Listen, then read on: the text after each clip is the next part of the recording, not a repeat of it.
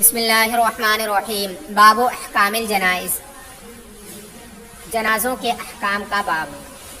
جنائز یہ جنازتن کی جمع ہے جس کا معنی ہے میت، اور جنازہ جیم کے کسرے کے ساتھ یہ کہتے ہیں اس تختے کو جس تختے پر میت کو لٹایا جاتا ہے۔ تو یہ احکام ہے، میت کے احکام کے سلسلے میں یہ باب ہے۔ یسن توجیہ المحتضر علی یمینہ وجاز الاستلقاء وترفع رأسہ قلیلا، محتضر کو قبلہ رخ کرنا داہنے کروٹ پر مسنون ہے، اور استلقاء بھی جائز ہے، اور اس کے سر کو تھوڑا سا اٹھایا جائے گا۔ محتضر یعنی جس کے پاس موت کے فرشتے آ گئے ہوں، جو قریب الموت ہو، جس کی موت قریب آ گئی ہو اس کو محتضر کہتے ہیں۔ تو جس کی موت قریب آ گئی ہو اس کو اس طرح لٹایا جائے کہ داہنے کروٹ پر اور اس کا رخ قبلے کی طرف ہو، اس طرح لٹانا سنت ہے۔ اور چت بھی لٹا سکتے ہیں، چت لٹانا بھی جائز ہے، اور اس کے سر کو تھوڑا سا اٹھا دیا جائے تو یہ بھی بہتر ہے، ورنہ یہ تو مسنون ہے۔ اور اگر ان چیزوں میں کوئی بھی دشواری ہو تو جس طرح میسر ہو اس طرح سے لٹایا جائے، اس میں کچھ بھی حرج نہیں ہے۔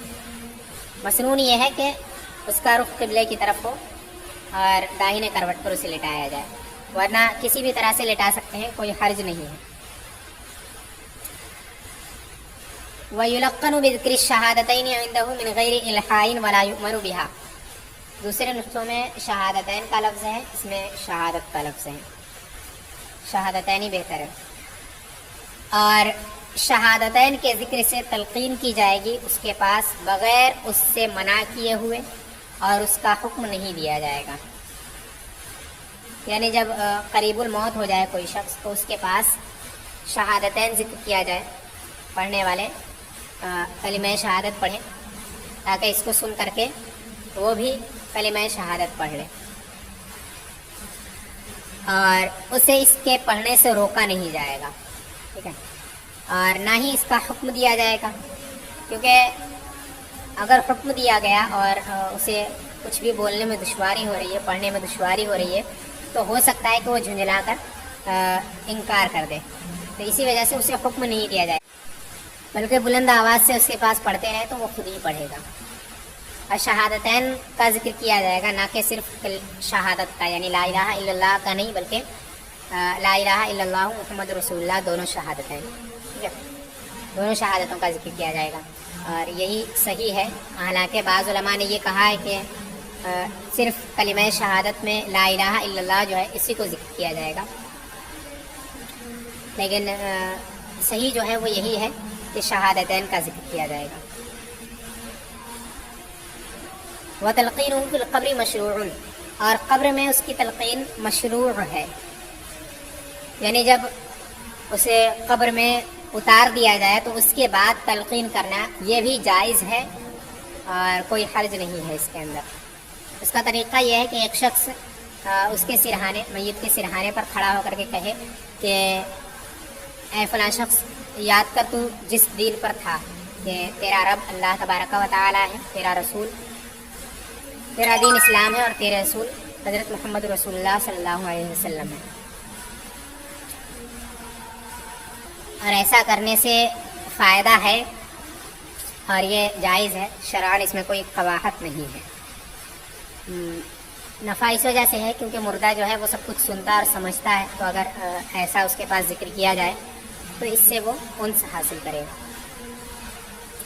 وقیل لا یلقن وقیل لا یؤمر به ولا ینہی عنہ، اور کہا گیا ہے کہ تلقین نہیں کی جائے گی، اور یہ بھی کہا گیا ہے کہ نہ تو حکم دیا جائے گا اور نہ ہی اس سے روکا جائے گا۔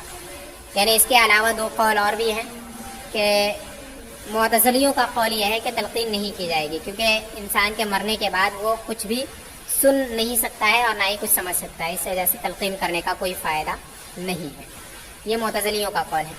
اور ایک قول یہ بھی ہے کہ نہ تو اسے حکم دیا جائے گا اور نہ ہی اس سے روکا جائے، نہ تو اس کا حکم دیا جائے گا اور نہ ہی اس سے روکا جائے گا، یعنی جو کر رہے ہیں انہیں کرنے دیا جائے، اور جو نہیں کر رہے ہیں انہیں یہ کرنے کو نہ کہا جائے، لیکن شرعاً اس میں کوئی قباحت نہیں ہے کرنے میں۔ اور احادیث سے یہ بات ثابت ہے کہ مردہ جو ہے وہ سب کچھ سمجھتا ہے، تو اس کا اگر تلقین اس طرح سے کی جائے تو اس سے فائدہ ہی حاصل ہوگا۔ وَيَسْتَحِبُّ لِأَقْرَبَاءِ الْمُحْتَضَرِ وَجِيرَانِهِ الدُّخُولُ عَلَيْهِ وَيَتْلُونَ عِنْدَهُ سُورَةَ يَاسِينَ وَاسْتُحْسِنَ سُورَةُ الرَّعْدِ، اور مستحب ہے محتضر کے قریبی رشتہ داروں کے لیے اور اس کے ہمسایوں کے لیے اس کے پاس جانا اور اس کے پاس سورہ یاسین شریف کی وہ تلاوت کریں، اور مستحسن قرار دیا گیا ہے سورۃ الرعد کو، یعنی جس کی موت قریب ہے اس کے جو قریبی رشتہ دار ہیں اور اس کے جو ہمسائے اور پڑوسی ہیں ان کا بھی اس کے پاس حاضر ہونا یہ مستحب ہے، کیونکہ بیماروں کی عیادت کرنا یہ مستحب ہے اور اس پر بہت ثواب ملتا ہے۔ تو حاضر ہونا قریبی رشتہ داروں کو اور ہمسایوں کو یہ مستحب ہے، اور جو بھی اس کے پاس آئیں ان کے لیے یہ بھی افضل ہے کہ وہ اس کے پاس سورہ یاسین شریف کی تلاوت کریں، اور علماء نے سورہ رعد پڑھنے کو بھی مستحسن قرار دیا ہے، یعنی سورہ رعد پڑھنا بھی مستحسن ہے، بہتر ہے، اور یہ دونوں صورتیں تلاوت کی جائے، اس وجہ سے دونوں صورتوں کی تلاوت کی جائے کیونکہ احادیث میں وارد ہے کہ ان صورتوں کی تلاوت کرنے کی وجہ سے روح نکلنے میں آسانی ہوتی ہے، اسی وجہ سے ان صورتوں کی تلاوت کرنا محتضر کے پاس مستحب ہے۔ واختلفوا فی اخراج الحائض والنفساء من عنده، اور علماء مختلف ہوئے ہیں حیض اور نفاس والی عورتوں کو محتضر کے پاس سے نکالنے کے سلسلے میں، یعنی علماء کے درمیان میں اختلاف ہے اس بات کو لے کر کہ حیض و نفاس والی عورتوں کو محتضر کے پاس سے نکالا جائے گا یا نہیں نکالا جائے گا۔ بعض نے کہا ہے کہ نکالا جائے گا، بعض نے کہا نہیں نکالا جائے گا۔ جنہوں نے کہا ہے کہ نکالا جائے گا ان کی دلیل یہ ہے کہ جہاں حیض و نفاس والی عورتیں ہوتی ہیں وہاں پر فرشتے نہیں آتے ہیں، اسی وجہ سے وہاں پہ ان کو نہ رہنے دیا جائے، ان کو وہاں سے نکالا جائے۔ اور جنہوں نے کہا ہے کہ انہیں نہ نکالا جائے ان کی دلیل یہ ہے کہ شفقت کا یہی تقاضا ہے کہ انہیں نہ نکالا جائے۔ مثال کے طور پہ میت کی جو بہت قریبی رشتہ دار ہے اور وہ حیض یا نفاس والی ہے تو اسے نکالنا یہ شفقت کا تقاضا نہیں ہے، اور کبھی کبھی ایسے بہت سارے کام پڑ جاتے ہیں جن میں صرف عورتوں کی ہی ضرورت پڑتی ہے، اس وجہ سے بھی ان کو نکالنا یہ درست نہیں ہے، تو انہوں نے کہا ہے کہ نہ نکالا جائے۔ اور صدر الشیعہ علیہ رحمٰن نے اس سلسلے میں بہار شریعت میں فرمایا کہ جن حیض و نفاس والی عورتوں کا حیض منقطع ہو چکا ہو اور انہوں نے ابھی تک غسل نہ کیا ہو ان کا نکالنا، ان کو وہاں سے نکالا جائے گا، اور جن کے ساتھ ایسا نہیں ہے یعنی حیض و نفاس والی عورتیں جو ہیں ان کا حیض و نفاس ابھی منقطع نہیں ہوا ہے تو ان کو نہیں نکالا جائے گا، اور باقی اس کے علاوہ جو جنوبی ہو اس کو وہاں سے نکالا جائے گا، یعنی جس پر غسل فرض ہو اس کو نکالا جائے گا۔ فَإِذَا مَاتَ شُدَّ لِقْيَاهُ وَغُمِّزَ عَيْنَاهُ وَيَقُولُ مُغَمِّزُهُ بِسْمِ اللَّهِ وَعَلَى مِلَّةِ رَسُولِ اللَّهِ اللهم يسر عليه أمره وسهل عليه ما بعده وأسعده بلقائك واجعل ما خرج إليه خيرا مما خرج عنه۔ پھر جب وہ انتقال کر جائے تو اس کے جبڑوں کو باندھ دیا جائے اور اس کی آنکھوں کو بند کر دی جائے، اور آنکھوں کو بند کرنے والا کہے بسم اللہ وعلی ملت رسول اللہ الی آخری، یعنی جب انتقال ہو جائے اس شخص کا محتضر کا تو اس کی آنکھیں بند کر دی جائے، اور اس کے جبڑے اگر کھلے ہوں تو انہیں بند کر کے اسے باندھ دیا جائے، اور آنکھیں جو بند کرے جو شخص وہ یہ دعا پڑھے جو آگے ہے، بسم اللہ وعلی ملت رسول اللہ، اللہ تبارک و تعالیٰ کے نام سے اور رسول اللہ صلی اللہ تعالیٰ علیہ وسلم کے دین پر، اللہم یسر علیہ امرہ وسہل علیہ ما بعدہ واسعدہ بلقائک، اے اللہ اس پر اس کے معاملے کو آسان فرما اور اس کے ماں بعد کو اس کے لیے سہل کر دے، اور اپنی ملاقات سے اسے شرفیاب فرما، اور جس کی طرف یہ جا رہا ہے اس کو اس سے بہتر بنا جس سے یہ جا رہا ہے، اس کو چھوڑ کر یہ جا رہا ہے، یعنی دنیا سے بہتر اس کی آخرت کو بنا۔ وَيُوزَعُ عَلَى بَطَنِهِ حَدِيدَةٌ لِأَلَّا يَنْتَفِخَ، اور اس کے پیٹ پر لوہا رکھ دیا جائے تاکہ وہ پھولے نہ، یعنی میت اگر زیادہ دیر تک رہتا ہے تو پیٹ وغیرہ پھولنے لگتے ہیں، اس وجہ سے اس کے پیٹ پر کوئی بھاری چیز رکھ دی جائے، کوئی لوہے کی چیز جس سے وہ پھولے نہ۔ وَتُوضَعُ يَدَاهُ بِجَنبَيْهِ، اور اس کے ہاتھوں کو اس کے دونوں پہلوؤں میں رکھ دیا جائے، یعنی دائنا ہاتھ دائنے پہلو میں، بایاں ہاتھ بائیں پہلو میں۔ وَلَا يَجُوزُ وَضْعُهُمَا عَلَى صَدْرِهِ، اور جائز نہیں ہے ان کو سینے پر رکھنا، کہ یہ جو ہے کتابیوں کا طریقہ ہے یہود و نصارہ کا، کہ جب وہ مر جاتے ہیں تو سینے پر ہاتھوں کو رکھ دیتے ہیں، اسی وجہ سے یہ سینے پر ہاتھوں کا رکھنا جائز نہیں ہے، بلکہ دونوں ہاتھوں کو دونوں پہلوؤں میں رکھیں۔ وَتُكْرَهُ قِرَاءَةُ الْقُرْآنِ عِنْدَهُ، اور مکروہ ہے قرآن شریف کی تلاوت کرنا اس کے پاس، حتیٰ یغسل، یہاں تک کہ وہ غسل کر لیں، یہاں تک کہ اسے غسل دے دیا جائے، مجھول کا صیغہ،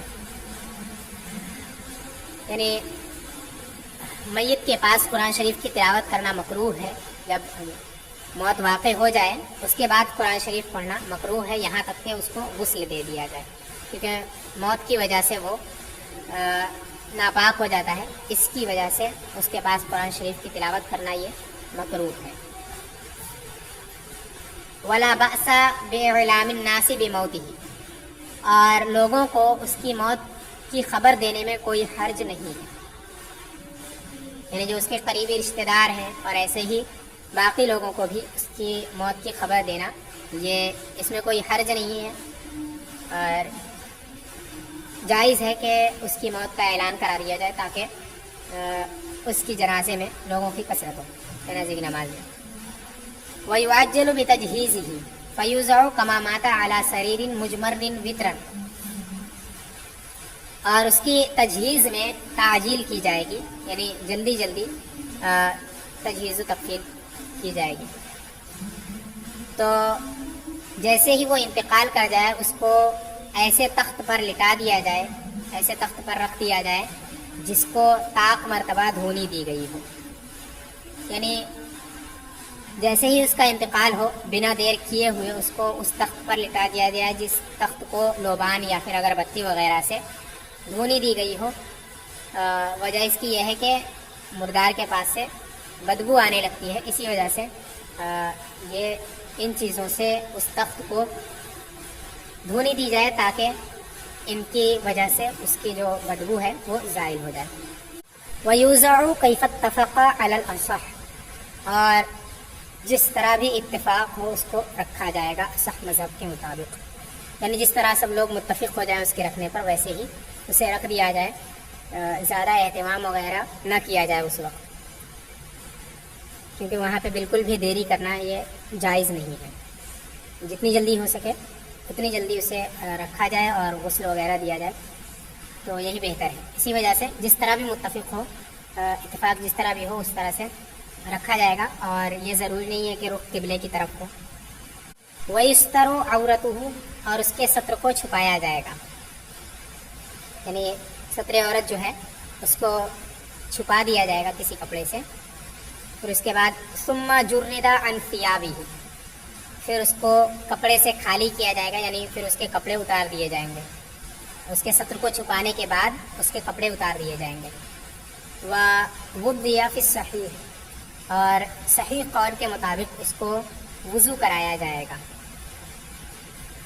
الا ان یکون صغیرا، مگر یہ کہ وہ چھوٹا ہو، یعنی اگر وہ بہت زیادہ چھوٹا ہے کہ لا یعقل الصلاۃ، نماز کی وہ سمجھ نہیں رکھتا ہے، اتنا زیادہ چھوٹا ہے بچہ یا بچی کہ وہ نماز کی سمجھ نہیں رکھتے ہیں، تو پھر ان کو وضو کرانا یہ ضروری نہیں ہے، ان کو وضو نہیں کرایا جائے گا، اور اگر اس سے بڑے ہیں نماز کی سمجھ ہے انہیں تو وضو کرایا جائے گا۔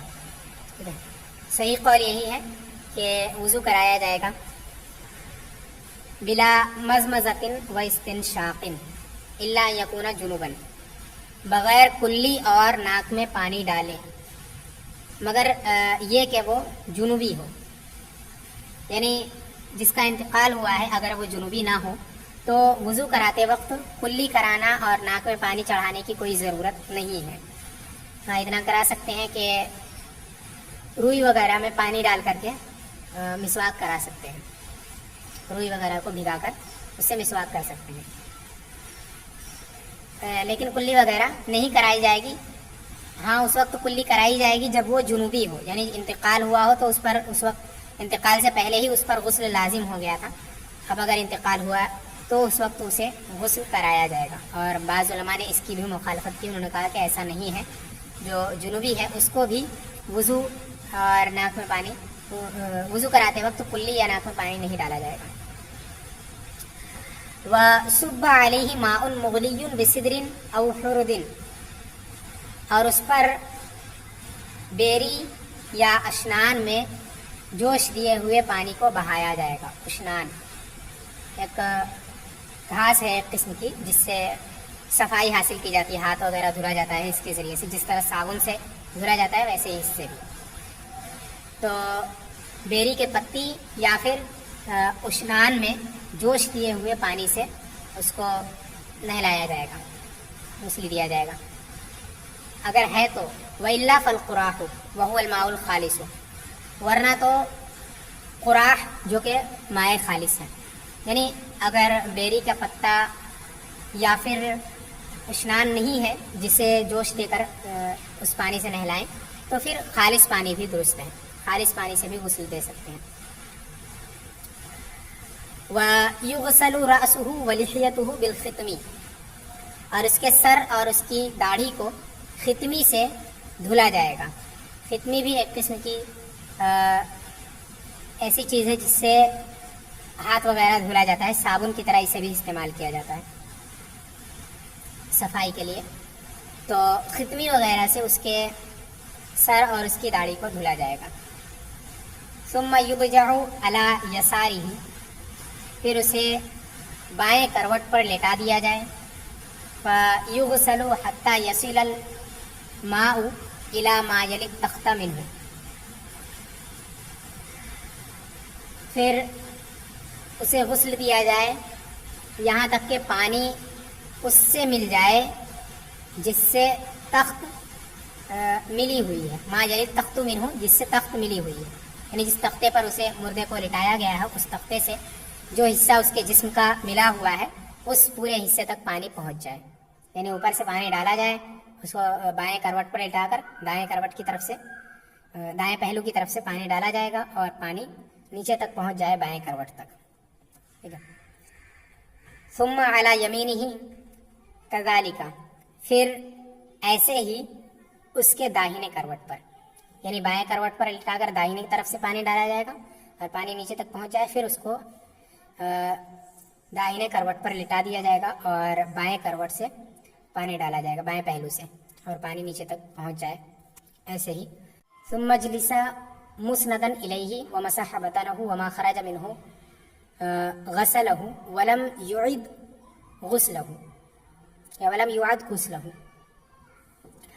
फिर उसे अपने ऊपर टेक देकर बिठाए और उसके पेट का मसह करे, पेट को मले और जो कुछ उससे निकले उसको धुल दे, और गुस्ल का इआदा नहीं किया जाएगा या गुस्ल का इआदा न करे। सुम्मा युनश्शफु बिसौबिन, फिर उसे किसी कपड़े से सुखा दिया जाए, खुश्क कर दिया जाए, यानी उसे अपने ऊपर सहारा दे करके बिठाए, बिठाने के बाद उसके पेट को मले, तो पेट में से अगर कुछ भी निकलता है तो उसे सिर्फ धुल देना काफ़ी है, दोबारा अब फिर से पूरे बदन पर पानी बहाने की ज़रूरत नहीं है, ठीक है। पेट से अगर कुछ निकलता है तो सिर्फ उसी को धुल देना काफ़ी है, और इस तरह नहलाने के बाद फिर उसको किसी कपड़े से खुश्क कर दिया जाए। व युजअलुल हनूतु अला लिह्यतिही व रासिही, और हनूत को उसकी दाढ़ी और उसके सर पर मला जाए, रखा जाए। हनूत ये बहुत सारी चीज़ों को मिलाकर एक इत्र तैयार किया जाता है, उसको कहते हैं हनूत। तो हनूत को उसके सर पर और उसकी दाढ़ी पर मल दिया जाए। वल काफूर अला मसाजिदी, और काफूर को उसके सजदा करने की जगहों पर, मवाज़िअ सुजूद पर, यानी पेशानी पर, हाथों पर और घुटनों पर और कदमों पर और नाक पर, इन सारी जगहों पर काफूर को मल दिया जाए। اور سر پر اور داڑھی پر حنوط کو. ولیس فی الغسل استعمال القطن فی الروایات الظاہرہ، اور غسل کے اندر روئی کا استعمال کرنا روایات ظاہرہ کے اندر نہیں ہے. یعنی بعض روایت کے اندر ایسا ہے کہ اگر انتقال کر جائے تو غسل کرتے وقت پہلے ناک میں اور منہ میں اور کان میں روئی ڈال دی جائے تاکہ پانی اندر نہ جائے. اور جو روایات ظاہرہ ہیں ان کے اندر ایسا کچھ بھی نہیں ہے. تو وہی کہہ رہے ہیں کہ روایات ظاہرہ کے اندر روئی کا استعمال بالکل بھی نہیں ہے. ولا یقص ظفرہ وشعرہ، اور اس کے ناخن اور اس کے بال کو نہ کاٹا جائے. یعنی انتقال کر جانے کے بعد اس کے بال اور ناخن کو کاٹنا یہ درست نہیں ہے، بلکہ جیسا ہے اسی حال پہ چھوڑ دیا جائے. ولا یسرح شعرہ ولحیتہ، اور نہ ہی اس کے بال اور داڑھی میں کنگھی کی جائے. کنگھی بھی کرنا درست نہیں ہے بال اور داڑھی کے اندر، بلکہ جیسا ہے اسی حال پہ اس کو چھوڑ دیا جائے. والمرأۃ تغسل زوجها بخلافہ کام الولد لا تغسل سیدہا، اور عورت اپنے شوہر کو غسل دے گی برخلاف شوہر کے، جیسے کہ ام ولد وہ اپنے آقا کو غسل نہیں دے گی. یعنی بیوی اپنے شوہر کو غسل دے سکتی ہے، جائز ہے، لیکن شوہر اپنی بیوی کو غسل نہیں دے سکتا ہے. ایسے ہی ام ولد جو ہے وہ اپنے آقا کو غسل نہیں دے سکتی ہے، مردہ آقا کو. ویسے ہی شوہر اپنی بیوی کو غسل نہیں دے سکتا ہے. ہاں شوہر اپنی بیوی کو دیکھ سکتا ہے لیکن غسل نہیں دے سکتا ہے، نہ ہی اسے چھو سکتا ہے. تو یہ اسی وجہ سے کیونکہ اگر شوہر کا انتقال ہوتا ہے تو بیوی ابھی بھی اس کے نکاح میں حکمی طور پر رہتی ہے، کیونکہ شوہر کے انتقال کے بعد بیوی عدت میں رہتی ہے. پھر عدت گزر جانے کے بعد وہ اس کے نکاح سے مکمل طور پر نکل جاتی ہے. اسی وجہ سے اگر انتقال ہو گیا شوہر کا تو عدت گزرنے سے پہلے وہ کسی اور سے شادی نہیں کر سکتی ہے. لیکن شوہر کے ساتھ ایسا نہیں ہے. اگر بیوی کا انتقال ہو تو شوہر اس کے لیے کوئی عدت وغیرہ نہیں ہے، اور وہ اس کی بہن سے، اپنی بیوی کی بہن سے یا پھر کسی بھی چوتھی عورت سے نکاح کر سکتا ہے. تو اس سے پتہ چلتا ہے کہ وہ اس کے نکاح میں بالکل ہی باقی نہیں ہے. تو اب بیوی جو ہے اس کے لیے اجنبیہ ہو جاتی ہے، اسی وجہ سے وہ اسے غسل نہیں دے سکتا ہے، اسے چھو نہیں سکتا. وَلَوْ مَاتَتْ امْرَأَةٌ مَعَ الرِّجَالِ يَمِّمُوهَا كَعَكْسِهِ بِخِرْقَةٍ، اور اگر کوئی عورت مر گئی مردوں کے ساتھ تو وہ اسے تیمم دیں گے جیسے کہ اس کا برعکس ہو، کپڑے کے ٹکڑے سے. خرقتن کپڑے کا ٹکڑا. یعنی اگر کسی عورت کا انتقال ہوا اور وہاں پر کوئی عورت نہیں ہے دوسری، یا کوئی بچہ یا چھوٹی بچی نہیں ہے، تو ایسی صورت میں جو مرد ہیں ان میں سے کوئی ایک اس عورت کو تیمم کرائے گا، کیونکہ چھونا جائز نہیں ہے. تیمم کرائے گا تو اپنے ہاتھوں پر کپڑا لپیٹ لے، دستانے وغیرہ پہن لے، جس سے وہ اس کو بغیر حائل کے چھو نہ سکے، کیونکہ چھونا جائز نہیں ہے اس کے لیے، وہ اجنبیہ ہے اسی وجہ سے. تو وہ تیمم کوئی مرد ان میں سے تیمم کرا سکتا ہے، لیکن اپنے ہاتھوں پر کپڑا لپیٹ کر. وَإِنْ وُجِدَ ذُو رَحْمٍ مُحْرَمٍ يَمَّمَ بِلَا خِرْقَةٍ، اور اگر کوئی محرم ہو تو وہ بغیر خرقے کے، بغیر کپڑے کے تیمم کرا سکتا ہے. یعنی اس عورت کا اگر کوئی محرم ہو، بیٹا، باپ، بھائی، کوئی بھی، تو وہ اس کو تیمم کرا سکتا ہے بغیر کپڑا لپیٹے ہوئے، کیونکہ اس کے لیے چھونا جائز ہے اسی وجہ سے. وَقَذَلْ خُنْثَ الْمُشْكِلُ يُيَمَّمُ فِي ظَاهِرِ الرِّوَایَةِ، اور ایسے ہی خنثہ مشکل کو تیمم کرایا جائے گا ظاہر الروایہ کے اندر. خنثہ مشکل یعنی وہ جس کے اندر مرد و عورت دونوں کی علامتیں ہوں، تو اس کو تیمم ہی کرایا جائے. وَيَجُوزُ لِلرَّجُلِ وَالْمَرْأَةِ تَغْسِيلُ صَبِيٍّ وَصَبِيَّةٍ لَمْ يَشْتَهِيَا، اور مرد و عورت کے لیے بچے اور بچی کو غسل دینا جائز ہے جو مشتہات نہ ہو. یعنی ایسا چھوٹا بچہ اور ایسی چھوٹی بچی جن کو دیکھ کر شہوت نہ پیدا ہو، ایسے چھوٹے بچے اور بچی کو غسل دینا مرد و عورت دونوں کے لیے جائز ہے. اگر بچی ہے تو اسے مرد بھی غسل دے سکتا ہے، اگر بچہ ہے تو اسے عورت بھی غسل دے سکتی ہے. اس میں عمر کی کوئی قید نہیں ہے، بس دیکھنے میں ایسا اتنا بڑا وہ نہ ہو बच्चा या इतनी बड़ी वो बच्ची ना हो जिसको देख करके शहावत पैदा हो, तो ऐसी सूरत में उसको दोनों में से कोई भी गुस्ल दे सकता है। वला बासा बितक़बीलिल मय्यिती, और मय्यत को बोसा लेने में कोई हर्ज नहीं है, यानी मय्यत को बोसा दे सकते हैं, उसमें कोई हर्ज नहीं है। वअला रजुली तजहीज़ इमराअतिही वलौ मुअस्सिरन फिल असह, और मर्द पर अपनी बीवी की तजहीज़ लाजिम है अगरचे वो तंगदस्त हो, मुफलिस हो, असह मज़हब के मुताबिक। यानी शादीशुदा औरत की जो तजहीज़ है उसका ज़िम्मा शौहर पर है, शौहर पर लाजिम है कि वो उसकी तजहीज़ का इंतज़ाम करे, अगरचे शौहर कम पैसे वाला हो, फ़कीर हो, फिर भी उसके लिए ये उसी पर लाजिम है कि वो उसकी तजहीज़ का इंतज़ाम करे। वमन ला माल लहू फ़कफ़नुहु अला मन तल्ज़मुहु नफ़क़तुहु, और जिसके पास माल ना हो उसका कफ़न ऐसे शख्स पर है जिस पर उसका ख़र्चा लाजिम है।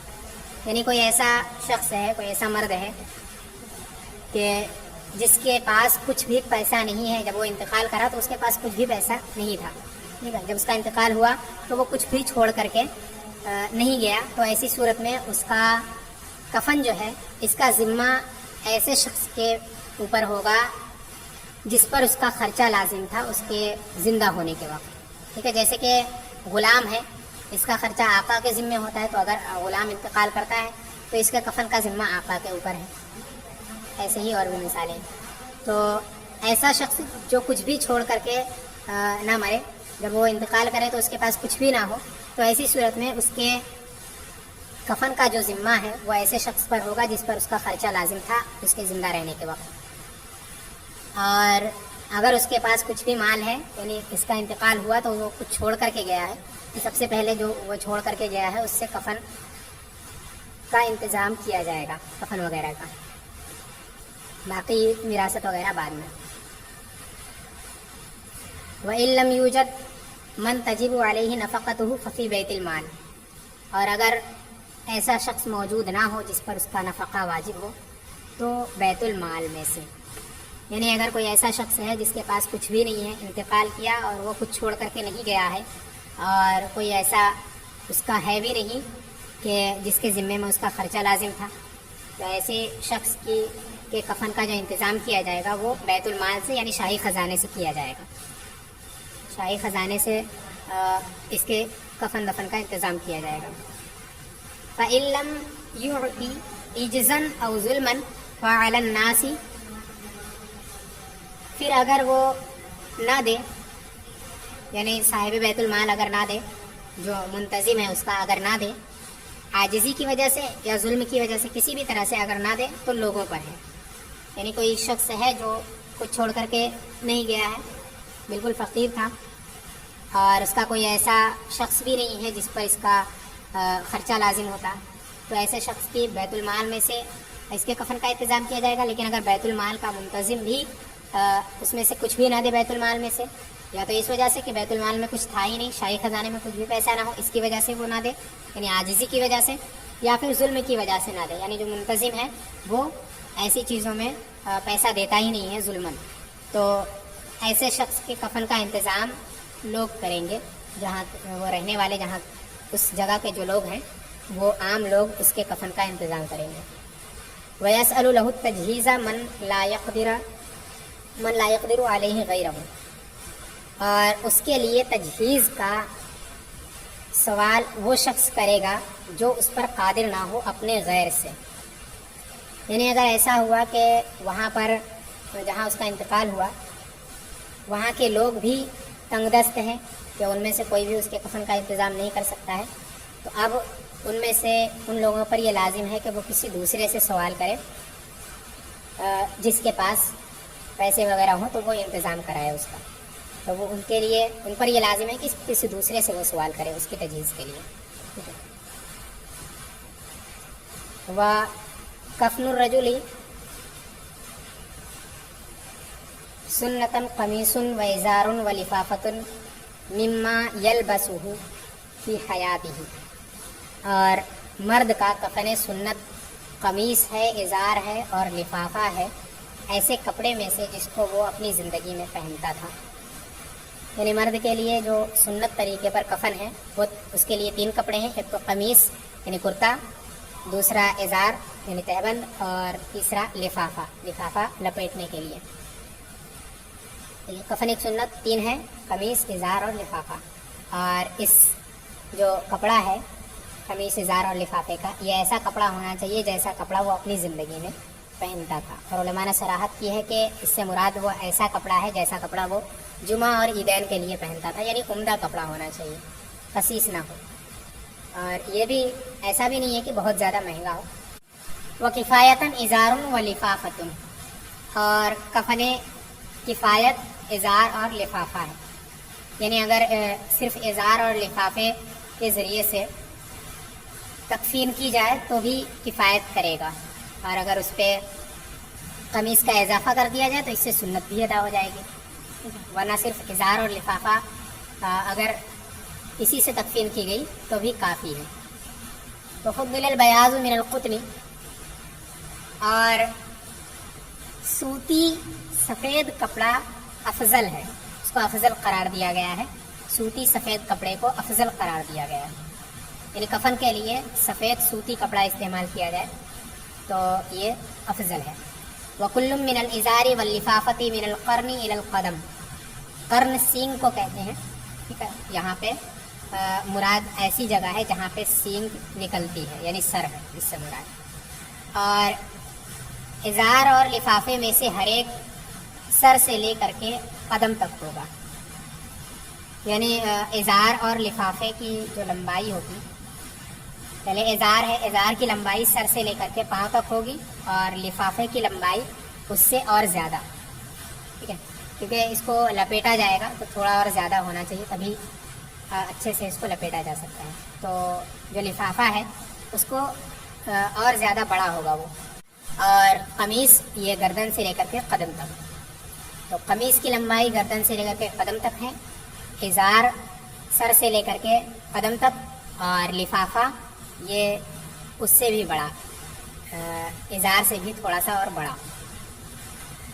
وَلَا يُجْعَلُ لِقَمِيصِهِ كُمٌّ وَلَا دِخْرِيسٌ وَلَا جَيْبٌ وَلَا تُكَفُّ أَطْرَافُهُ، اور قمیص کا آستین نہ بنایا جائے، اور نہ ہی گریبان اور نہ ہی جیب، اور نہ اس کے کناروں کو بند کیا جائے. یعنی جو قمیص ہے اس کو سلا نہیں جائے گا، جس طرح عام طور پہ کپڑے کو سل دیا جاتا ہے، جو اس کے کنارے ہیں ان کو جوڑ کر کے سل دیا جاتا ہے، تو ایسے سلا نہیں جائے گا. اور نہ ہی اس کے اندر آستین وغیرہ بنائی جائے گی، آستین بھی نہیں بنائی جائے گی، اور نہ ہی گریبان چاک کیا جائے گا. ٹھیک ہے، اور نہ ہی اس میں کوئی جیب ہوگی. یہ ساری چیزیں، ان میں سے کوئی بھی چیز کفن کے قمیص میں نہیں ہوگی. وَتُكْرَهُ الْعَمَامَةُ فِي الْأَصَحِّ، اور اصح مذہب میں عمامہ مکروہ ہے. یعنی جنازے میت کے لیے عمامہ پہنانا، میت کو عمامہ پہنانا یہ مکروہ ہے. اصح مذہب یہی ہے. وَلُفَّ مِن يَسَارِهِ ثُمَّ يَمِينِهِ وَعُقِدَ إِنْ خِيفَ انتشارُهُ، اور اس کے بائیں سے لپیٹا جائے، میت کے بائیں سے اس کو لپیٹا جائے، پھر اس کے داہنے سے، اور باندھ دیا جائے اگر اس کے انتشار کا خوف ہو، اس کے کھل جانے کا اگر خوف ہو تو. یعنی کفن پہناتے وقت جو مستحب ہے وہ یہ کہ پہلے داہنے سے اس کو لپیٹے، پھر اس کے بعد بائیں سے لپیٹے، کیونکہ تاکہ پہلے بائیں سے لپیٹے پھر داہنے سے لپیٹے، تاکہ داہنا حصہ جو ہو وہ اوپر ہو. اور اگر یہ شبہ ہو کہ قمیص جو ہے وہ کھل جائے گی تو اس کو باندھ دینا بھی جائز ہے، اس کو باندھ سکتے ہیں. وَتُزَادُ الْمَرْأَةُ فِي السُّنَّةِ خِمَارًا لِوَجْهِهَا وَخِرْقَةً لِرَبْطِ ثَدِيَيْهَا وَفِي الْكِفَایَةِ خِمَارًا،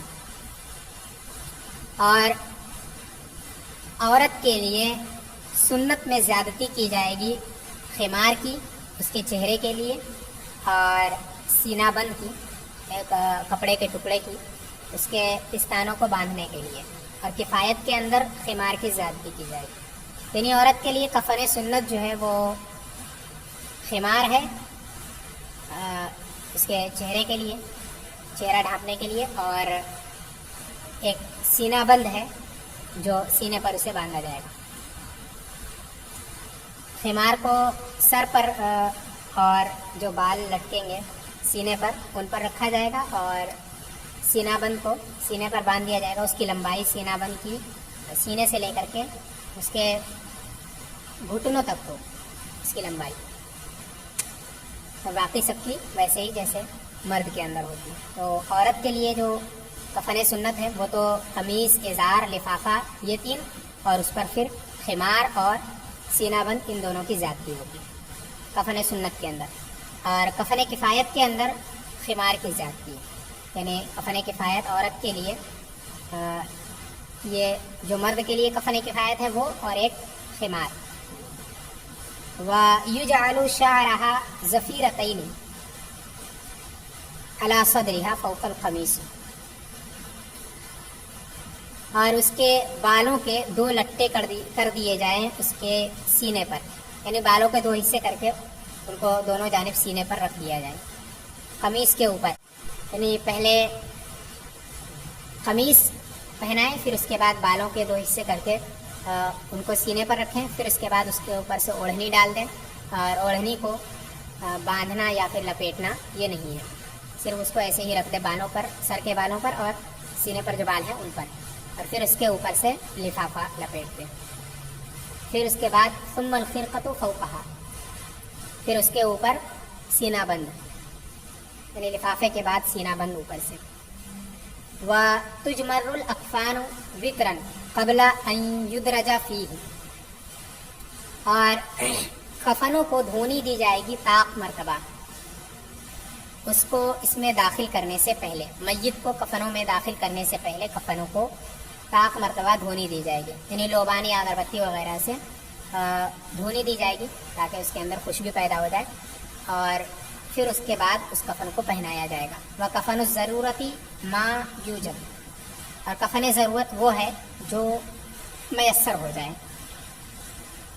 یعنی یہ تو کفن سنت اور کفن کفایت کی بات تھی، ٹھیک ہے. اور کفن ضرورت وہ ہے جو پائی جائے. یعنی اگر کبھی ایسا ہو کہ کفن کفایت جو ہے وہ میسر نہیں ہے کسی بھی عذر کی وجہ سے، تو ایسی صورت میں جو بھی میسر ہو جائے وہ کفن ضرورت ہے. یعنی کفن کفایت اگر حاصل کرنے میں کوئی بھی عذر ہو تو ایسی صورت میں جو بھی میسر ہو جائے اسی سے تکفین کی جائے گی، اور یہی کفایت کرے گا وہاں.